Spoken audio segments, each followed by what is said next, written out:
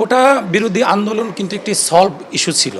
অর্থাৎ 2018 সালে যখন ছাত্ররা কোটা বিরোধী আন্দোলন করলো, তখন কিন্তু অনেকটা চাপের মুখে শেখ হাসিনা তার নির্বাহী আদেশে কোটা প্রথা বিলুপ করলো।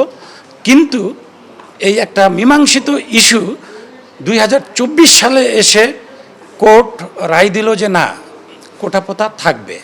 অর্থাৎ হাসিনা 2018 সালে চাপের মুখে বৈষম্য বিরোধী আন্দোলনটাকে মেনে নিলেও তার ভিতর যে একটা জেদ চেপে বসেছিল যে সুযোগ পেলে আমি এটা আবার বাতিল করে দিব, যেটাই হলো 2024-এ আমিডামি নির্বাচনের পর, যখন আওয়ামী সরকার দেখলো যে তারা এখন দুর্দান্ত প্রতাপশালী, তাদের কে ধরার আর কেউ নাই, তখন তারা আবার সুকৌশলে আদালতের মাধ্যমে কোটা প্রথা বিলুপ্তির যে পরিপত্র তারা জারি করেছিল সেটাকে বাতিল করে দিল।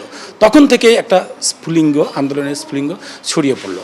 আমি মনে করি যে এই আন্দোলনটা আসলে দীর্ঘদিনের ছাত্র জনতা মনের ভিতর যে একটা পুঞ্জীবিত ক্ষোভ, সেই ক্ষোভের বহির্প্রকাশ।